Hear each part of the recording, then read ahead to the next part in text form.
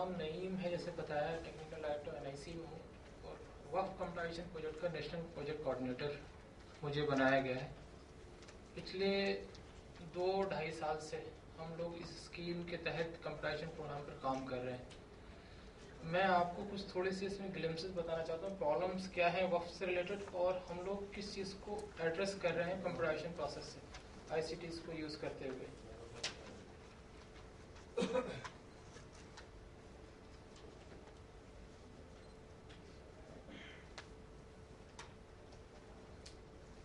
ये compliance programme का हम लोगों ने नाम दिया है वामसी, वक्फ मैनेजमेंट सिस्टम ऑफ इंडिया। हम समझते हैं कि ये वक्फ प्रॉपर्टी, जैसे आप जानते हैं कि कौम के लिए हमारे एंसेस्टर्स ने वक्फ की है। हमारी कौम के अंदर जो पिछड़े लोग हैं उनके अपलिफ्टमेंट के लिए, उनके वेलफेयर के लिए, उनके इनकम से उनको फ़ायदा हो और वो आगे बढ़ सकें और मेन स्ट्रीम में आ सकें। ये बेसिक पर्पस रहता है वक्फ का। उसके पीछे क्या वजूहात हैं, मैं उस पर जानना चाहूँगा। ये हमारे सिस्टम के कुछ एप्लीकेशन के पेजेस हैं। As you all know, Waqf is a permanent dedication to God of immovable and movable properties for any purpose recognized by the Islamic law as a pious, religious and charitable. As per the common intention of most of the Waqif, person who has dedicated his property, the income from Waqf should be utilized for the welfare and needy and underprivileged section of the society, particularly Muslims. एक अंदाजे के मुताबिक PM high level committee के अंदाजे मुताबिक देश के अंदर 4,90,000 रजिस्टर्ड वक्फ हैं और उनका एरिया तकरीबन इमोल प्रॉपर्टीज का 6 लाख एकड़ है और उसकी बुक वैल्यू जो है वो 6,000 करोड़ रुपए है।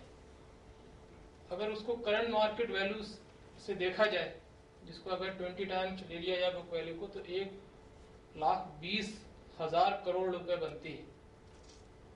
और उसको अगर एनुअल रेट पे रिटर्न लिया जाए 10%, तो करीब 12,000 करोड़ पर एनम इनकम बनती है। अगर ये इनकम वाकई जनरेट हो जाए इन प्रॉपर्टी से, तो वो यूज हो सके वेलफेयर के कामों के लिए, तो मैं समझता हूँ बहुत सी प्रॉब्लम हमारी सॉल्व हो सकती है।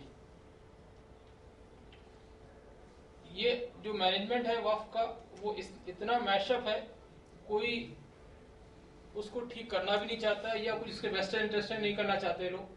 कोई अकाउंटेबिलिटी की बात नहीं होती। और क्योंकि वो प्रॉपर्टी के ओनर गॉड है, तो कोई आज समझता है कि नो मैंस लैंड है तो मैं कब्जा कर लूं, मैं इसका इस्तेमाल करूं बाजाए। ये वजह है कि जब किसी का ओनर नहीं होता है तो वो समझता है मैं ही ओनर हूं उसका और मैं ही जैसा चाहूं उसको इस्तेमाल करूं। This is the biggest problem. तो वेस्ट इंटरेस्ट जो है वो उसको अपनी तरह से उसका पर्पस डिफीट करते हैं वक्फ का, इस तरह से। और आए दिन हम लोग अखबार में, न्यूज़पेपर में, मीडिया में सुनते रहते हैं औकाफ के मिसमैनेजमेंट के बारे में।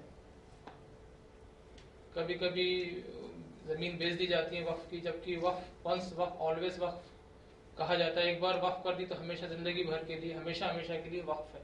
लेकिन देखे जाते हैं बेची जाती है वक्फ की जमीनें बिल्डिंग्स के लिए, होटल्स के लिए, मॉल के लिए, और बहुत कम कीमत में बेच दी जाती है किसी न किसी अर्जेंसी को दिखा के। वो लैंड ग्रैबर्स जो हैं उसको इस पे एंजॉय करते हैं, क्योंकि जब से अर्बनाइज हुई है रूरल जमीन, उनकी कीमतें बढ़ गई हैं तो ज्यादा लोगों की नजरें उस पर रहती हैं। कहीं कहीं वक्फ प्रॉपर्टी तो बहुत ही नॉमिनल किराए पे चली आ रही है। ये भी नहीं समझते कि उसी मार्केट के अंदर दूसरा दुकान जो है या दूसरा घर है वो उस कीमत का है, उसका रेंट इतना आता है, लेकिन वक्फ की जमीन है तो कोई जरूरत नहीं बढ़ाने की पैसा इसकी।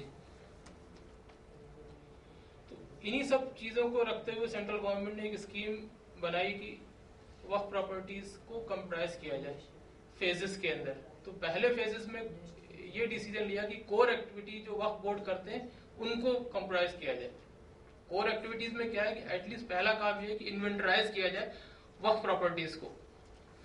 तो उसी वजह से हमने जो कंप्राइजेशन का किया, पहला मॉड्यूल रजिस्ट्रेशन को ही रखा कि पहले वक्फ को पहले रजिस्टर्ड कर लिया जाए उसकी इंफॉर्मेशन पूरी दर्ज हो जाए कि वक्फ क्या है, उसके अंदर कौन कौन सी प्रॉपर्टी, मोबाइल प्रॉपर्टी कितनी है, उनकी नोयत क्या है, कहाँ पर है, किस जगह है, क्या एरिया है, लोकेशन कहाँ है, किसके मैनेजमेंट में है, कब से मैनेजमेंट में है, अगर कमेटी है तो कमेटी में कौन कौन लोग हैं, उनके एड्रेसेस क्या है, कैसे। और वो फिर उसके बाद दूसरा काम है कि वो एनुअल रिटर्न जो भरते हैं उससे कितनी इनकम और कितना एक्सपेंडिचर हो रहा है उन प्रॉपर्टीज के ऊपर, उनका ट्रैक करा जा सके। तो वो एक सेकेंड मॉड्यूल के अंदर बात कही गई हमने, एनुअल रिटर्न फिलअप करवाने का काम जो है वो कंप्यूटर में करा जाए। तो वो फिलअप करेंगे पेपर फॉर्म में, लेकिन बाद में उसकी एंट्री कंप्यूटर पर कर दी जाए। तीसरा कि बहुत से केसेस लिटिगेशन के चलते हैं प्रॉपर्टीज के ऊपर, तो लिटिगेशन ट्रैकिंग करी जाए, कौन सा केस किस कोर्ट में किसके साथ चल रहा है, क्या पेशी हो चुकी है, कितने डेट लग चुकी है, उस पर क्या स्टेटस है।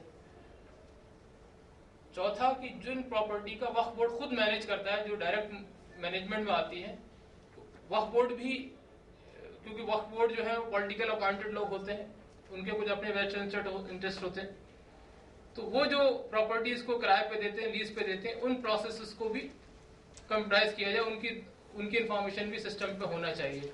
तो लीजिंग का प्रोसेस को पूरा चौथे मॉड्यूल में रखा गया। एक पांचवा बहुत इंपॉर्टेंट मॉड्यूल होता है कि वक्फ बोर्ड जमीनों के केसेस हार जाते हैं, क्योंकि वो प्रूफ नहीं कर पाते कि वक्फ की जमीन है नहीं है। प्रूफ तब होगा जब उसके डॉक्यूमेंट्री प्रूफ एविडेंस वो पेश कर पाएंगे। कभी कभी होता है गैजेट में गैजेटेड होगी प्रॉपर्टी, लेकिन वो म्यूटेशन रिकॉर्ड नहीं हो पाया, म्युनिसिपल रिकॉर्ड में वो वक्फ के नाम दर्ज नहीं है, और वो फिर लैंड ग्रैबर्स ने उसको मिला के जमीन बेच दी गई, ट्रांसफर कर दी गई। तो पांचवा बहुत इंपॉर्टेंट मॉड्यूल रखा गया डिजिटाइजेशन का, ओल्ड आर्काइवल रिकॉर्ड, वो रिकॉर्ड जिनसे प्रॉपर्टी की ओनरशिप एस्टेब्लिश होती हो।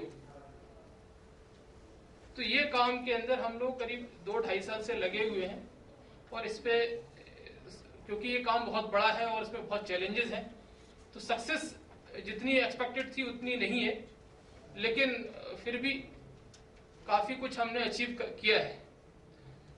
एज अ कमेटी है तो कमेटी में कौन कौन लोग हैं, उनके एड्रेसेस क्या है, कैसे। और वो फिर उसके बाद दूसरा काम है कि वो एनुअल रिटर्न जो भरते हैं उससे कितनी इनकम और कितना एक्सपेंडिचर हो रहा है उन प्रॉपर्टीज के ऊपर, उनका ट्रैक करा जा सके। तो वो एक सेकेंड मॉड्यूल के अंदर बात कही गई हमने, एनुअल रिटर्न फिलअप करवाने का काम जो है वो कंप्यूटर में करा जाए। तो वो फिलअप करेंगे पेपर फॉर्म में, लेकिन बाद में उसकी एंट्री कंप्यूटर पर कर दी जाए। तीसरा कि बहुत से केसेस लिटिगेशन के चलते हैं प्रॉपर्टीज के ऊपर, तो लिटिगेशन ट्रैकिंग करी जाए, कौन सा केस किस कोर्ट में किसके साथ चल रहा है, क्या पेशी हो चुकी है, कितने डेट लग चुकी है, उस पर क्या स्टेटस है।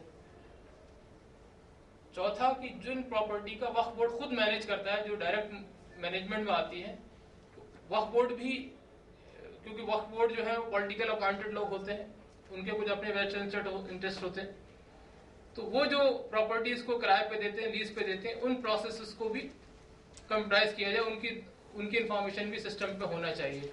तो लीजिंग का प्रोसेस को पूरा चौथे मॉड्यूल में रखा गया। एक पांचवा बहुत इंपॉर्टेंट मॉड्यूल होता है कि वक्फ बोर्ड जमीनों के केसेस हार जाते हैं, क्योंकि वो प्रूफ नहीं कर पाते कि वक्फ की जमीन है नहीं है। प्रूफ तब होगा जब उसके डॉक्यूमेंट्री प्रूफ एविडेंस वो पेश कर पाएंगे।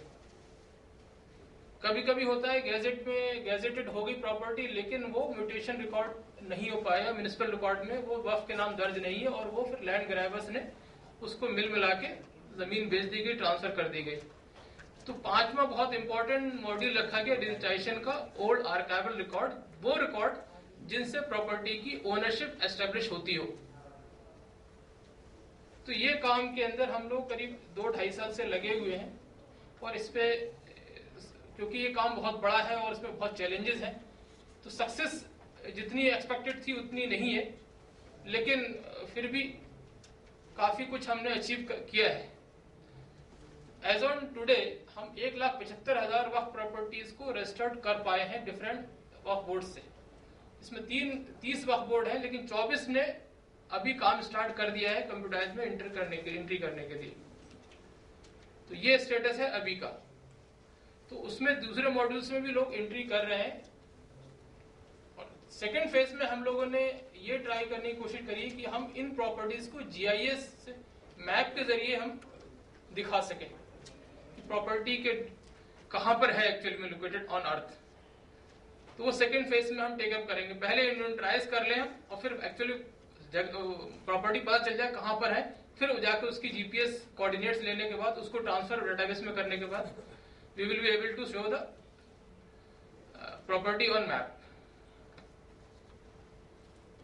इस पूरे प्रोसेस को डिसेमिनेट करने के लिए हमने पहले दिन से ही वेबसाइट बनाई हुई है waqf.gov.in। इसमें हर दिन की रोज के हिसाब से हम इसमें अपडेट करते रहते हैं क्या स्टेटस है, कि जनरल पब्लिक को मालूम चलता रहे कि क्या हो रहा है, कितना प्रोग्रेस हो चुकी है। ये उसका एक स्क्रीनशॉट है होम पेज का। हम इसी तरह से वक्फ प्रोजेक्ट की प्रोग्रेस के बारे में मंथली न्यूज़लेटर सिर्फ 2 पेज का बनाते हैं। वो ये है, ये स्टैटिस्टिक है किस स्टेट वक्फ बोर्ड में कितने रिकॉर्ड एंटर हो चुके हैं, इमूवेबल कितने, मूवेबल कितने, एनुअल रिटर्न में कितने रिकॉर्ड एंटर हुए हैं, लिटिगेशन में, लीजिंग में, डीएम डॉक्यूमेंट मैनेजमेंट सिस्टम में। ये कुछ इंटरनल रिपोर्टिंग है कि डिफरेंट वक्फ बोर्ड में कितनी प्रॉपर्टी डाली जा चुकी है, उसके अंदर से कितनी मूवेबल है और उनका क्या स्टेटस है, कितनी इनकम्बर्ड है, नॉन इनकम्बर्ड, कितनी अंडर लिटिगेशन में, कितनी एनक्रोच है, कितनी एलियनेटेड हो चुकी है और कितनी इंफॉर्मेशन नहीं है। इस तरह से ये प्रॉपर्टी का पूरा डिटेल है कि कौन इसका वाकिफ था, कहां पर, गैजेट की डिटेल क्या है।